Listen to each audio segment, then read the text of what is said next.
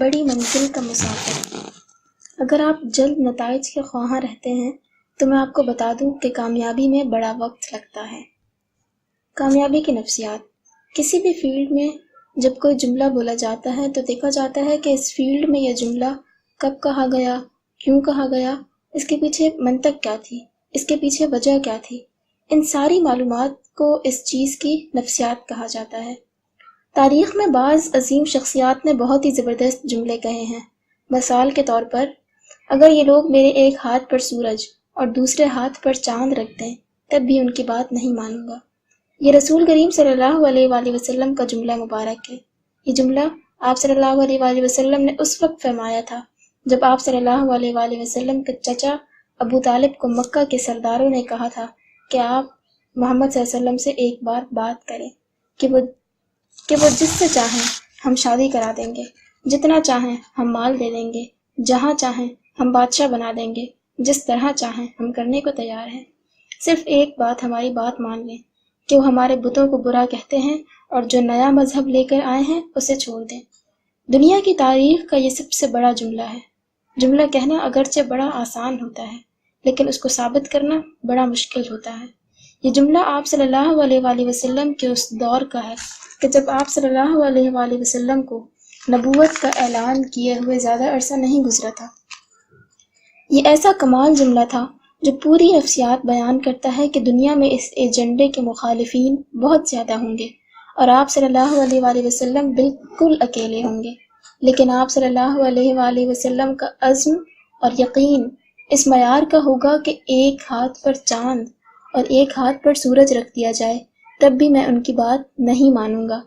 اس کا مطلب یہ ہے کہ آپ صلی اللہ علیہ وآلہ وسلم نے جس منزل کا انتخاب کیا وہ سورج اور چاند سے کہیں بڑی منزل ہے۔ اکثر لوگ یہ کہتے ہیں کہ ہم مستقل مزاج، پرعزم اور یقین والے نہیں ہیں، تو اس کی ایک وجہ یہ ہوتی ہے کہ انہوں نے جو راستہ چنا ہوتا ہے وہ اتنا چھوٹا ہوتا ہے کہ اس کے لیے وہ خود کو موٹیویٹ ہی نہیں کر پاتے۔ ہم میں سے ہر شخص کسی نہ کسی راستے پر چل رہا ہے۔ ہم جس چیز اور جس راستے پر چل رہے ہوتے ہیں اس کی قیمت بھی ادا کر رہے ہوتے ہیں۔ غور کیجئے تو آپ کو پتہ چلے گا کہ ہم جو کچھ چاہتے ہیں اس کی قیمت ہم ادا نہیں کر رہے ہوتے، جبکہ بڑی منزل کے لیے ہماری سوچ، ہمارا نفس، ہماری عادتیں، ہمارے جبلت کا اس کے ساتھ ہم آہنگ ہونا بہت ضروری ہوتا ہے، تبھی ہم بڑے جملے کہنے کے قابل ہو پاتے ہیں۔ اللہ تعالیٰ قرآن پاک میں فرماتا ہے، تمہارے لیے بہترین نمونہ نبی صلی اللہ علیہ وآلہ وسلم کا ہے۔ اس کا مطلب ہے آپ کو رسول اللہ صلی اللہ علیہ وآلہ وسلم کی پیروی کرنا پڑے گی۔ ہماری کامیابی کی یقین دہانی صرف ایک بات سے ہوتی ہے کہ ہماری خواہش جنون میں بدل جائے۔ آج کے دن اور منزل کے درمیان کا فاصلہ ختم تب ہوتا ہے جب آپ کے پاس جنون ہو۔ کوئی جنون اگر ہے تو آپ قربانی بھی دیں گے، محنت بھی کریں گے، لوگوں کی پرواہ نہیں کریں گے اور ایک دن منزل مل جائے گی۔ جنون واحد شے ہے جو راستہ گزار دیتا ہے۔ یہ شے ہے کہ رہبر بھی آپ کی خود آ کر رہنمائی کرنے لگتا ہے۔ یہ وہ شے ہے کہ اگر آپ گھر سے نکلتے ہیں تو منزل آپ کو پہلے سے سلام کرتی ہے۔ کامیابی کا ارتقاء۔ ڈارون کہتا ہے کہ آگے وہی بڑھ سکتا ہے جو تبدیلی کو قبول کرتا ہے۔ وہ مزید کہتا ہے کہ طاقتور بھی مر جاتے ہیں، جیسے ڈائناسور جو انتہائی طاقتور اور دیو ہیکل تھے مگر اب دنیا میں نہیں ہیں۔ دنیا کی سب سے پرانی مخلوق میں جو ابھی تک زندہ ہے کاکروچ ہے۔ اس کی وجہ یہ ہے کہ یہ بدترین حالات میں بھی رہتا ہے۔ حیاتیات بتاتی ہے کہ لال بیگ ہر سال اپنی جینیاتی حیت میں تبدیلی لاتا ہے۔ اس کی مثال یہ سبق دیتی ہے کہ جو مشکل حالات اور تبدیلی کو قبول کرتا ہے وہ زندہ رہتا ہے۔ ذہین ترین بچوں کو دیکھا گیا کہ وہ 15-20 سال بعد بھی وہیں کے وہیں ہوتے ہیں۔ اس کی وجہ ان کی ذہانت میں کمی نہیں ہوتی بلکہ انہوں نے ارتقاء نہیں کیا ہوتا۔ انہوں نے وقت اور حالات کی تبدیلیوں کو قبول نہیں کیا ہوتا۔ تمام ناکام لوگوں کا فکری ارتقاء نہیں ہوا ہوتا، یا یوں کہہ لیجئے کہ وہ اس لیے ناکام ہو جاتے ہیں کہ انہوں نے اپنی فکر کو ارتقاء نہیں دیا ہوتا، اس لیے وہ بہتر نہیں ہو رہے ہوتے، وہ پروگریسو نہیں ہوتے اور تبدیلی قبول نہیں کرتے۔ ایک ہی آنے والی رکاوٹ کا جواب مختلف ہوتا ہے۔ کوئی آنے والے کنکر کو اختتام سمجھتا ہے تو کوئی آنے والے پہاڑ سے بھی راستہ بنا کر گزر جاتا ہے۔ جو اپنی زندگی میں ارتقاء کے عمل سے گزرتا ہے بہتر ہوتا ہے۔ ترقی وہی کرتا ہے جو خود کو بہتر کرتا رہتا ہے۔ ہماری سوچ کا معیار بہتر ہونا چاہیے، ہماری سوچ ایک جگہ رکنی نہیں چاہیے۔ اگر ہم کوئی بات سمجھ نہیں آ رہی تو اس کا مطلب یہ نہیں کہ وہ غلط ہے۔ جب تک ہم نیا سوچنے کی طرف نہیں آئیں گے، بہتری نہیں آئے گی۔ دنیا میں سب سے زیادہ تحقیق انسان کے مزاج پر ہوئی ہے۔ وہ لوگ جن میں خودکشی کا رجحان زیادہ ہوتا ہے، وہ برسوں بعد بھی ویسے کے ویسے ہی ہوتے ہیں، ان میں کوئی تبدیلی نہیں آتی۔ وہ منفی سوچتے ہیں، ان میں دباؤ کا عنصر زیادہ ہوتا ہے۔ یہ وہ لوگ ہوتے ہیں جن کا فکری ارتقاء نہیں ہوتا۔ مثال کے طور پر، ایک 2 سال کی بچی نے ایک بکرا دیکھا۔ اس نے اپنی زبان میں اسے باکا کہا۔ چند دن بعد پھر اس نے ایک گدھے کو دیکھا۔ اس نے کہا یہ بڑا باکا ہے۔ پھر کچھ دن بعد اس نے راہ جاتے کسی اور جانور کو دیکھا جو بکرے سے چھوٹا تھا، تو اس نے کہا یہ چھوٹا باکا ہے۔ غور کیجئے، جس نے دیکھا ہی باکا ہے تو وہ ہر ایک جانور کو باکا سے جوڑے گا۔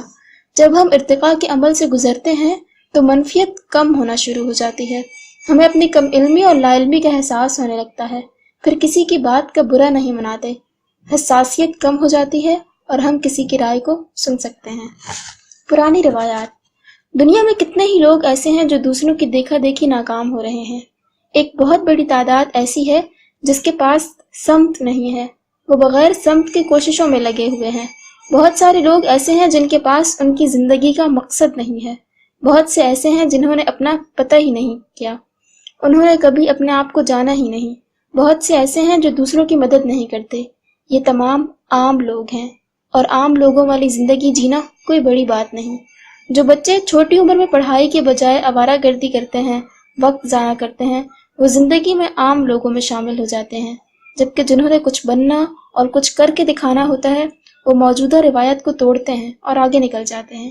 بڑی بات یہ ہے کہ آپ کے خاندان میں، آپ کے ارد گرد آپ واحد ہوں جس نے کچھ بن کر دکھایا ہو۔ جو پہلے سے چلا آ رہا ہے اس میں بہت کشش ہوتی ہے، اسے قبول کرنا بھی آسان ہوتا ہے۔ جو سڑک بنی ہوتی ہے اس پر گاڑی چلانا آسان ہوتا ہے، جبکہ جو سڑک بنی نہ ہو اس پر گاڑی چلانا مشکل ہوتا ہے۔ دریا کے بہاؤ کے ساتھ بہنا سبھی کو آتا ہے، پتہ تو تب چلتا ہے جب دریا کے بہاؤ کے خلاف چلا جائے۔ لوگ آسان کام کرنا چاہتے ہیں، وہ مشکل کام کرنا پسند نہیں کرتے۔ نیا راستہ بنانا اور اس پر چل کر دکھانا بہت بڑا کام ہے، مگر بہت مشکل بھی۔ کسی نے کیا خوب کہا ہے کہ جنہیں راستہ نہیں ملتا، اگر وہ سچے ہوں تو وہ راستہ خود بنا لیتے ہیں، لیکن جو جھوٹے ہوں ان کو راستہ مل بھی جائے تو وہ نہیں چلتے، کیونکہ وہ راستے پر چلنا ہی نہیں چاہتے۔ ہمارے معاشرے میں منفی سوچ بہت عام ہے۔ لوگ منفی سوچتے ہیں، ہر دوسرا آدمی تنقید کرنے میں مگن ہے، بغیر کسی وجہ کے گلہ کر رہا ہے، ہر ایک دوسرے کی ٹانگیں کھینچنے میں مصروف ہے، ہر دوسرا آدمی بے مقصد ہے، اس کی زندگی میں کوئی مقصد نہیں ہے۔ لوگ اچھا اخلاق نہیں اپناتے کہ ہمیں لوگ کمتر سمجھیں گے۔ یہ سب پرانی روایتیں ہیں جو معاشرے میں پہلے سے موجود ہیں اور چلی آ رہی ہیں۔ ہم جس گھر میں پیدا ہوتے ہیں اپنی مرضی سے تو پیدا نہیں ہوتے، ہمیں گھر مل جاتا ہے۔ اس گھر کی کچھ روایتیں ہوتی ہیں، اس کا اپنا ایک کلچر ہوتا ہے، وہ چاہے صحیح ہو یا غلط، یہی روایتیں ہماری شخصیت بناتی ہیں۔ اگر ہم چاہتے ہیں کہ کامیابی کے ساتھ زندگی گزاری جائے تو اس سلسلے میں ہمارا پہلا کام یہ ہونا چاہیے کہ ان روایتوں کو شناخت کیا جائے جو ہمارے فائدے کی نہیں، اور انہیں چھوڑنے کی کوشش کی جائے۔ جو شے ہمیں فائدہ دے رہی ہے اور نہ کسی دوسرے کو فائدہ دے رہی ہے، اسے اختیار کرنے اور اس میں اپنا وقت اور توانائیاں ضائع کرنے سے کیا حاصل ہوگا؟ پرانی بے فائدہ روایتوں کو چھوڑ کر ایسی نئی روایتوں کی ریت ڈالیے جن سے آپ کا اور دوسروں کو فائدہ ہو۔ ہم اس وقت تک کسی اچھی چیز کو نہیں اپنا سکتے جب تک ہمیں اس کے فائدے کے متعلق پتہ نہیں ہوگا۔ یہ تو کوئی بات نہ ہوئی کہ ہمارے والد صاحب ناکام تھے تو میں بھی ناکام ہو جاؤں گا۔ بڑی بات یہ ہے کہ میں عام گھر سے تعلق رکھتا ہوں، میرے ارد گرد بھی عام سے لوگ ہوں، لیکن اس کے باوجود میں بڑا انسان بن جاؤں۔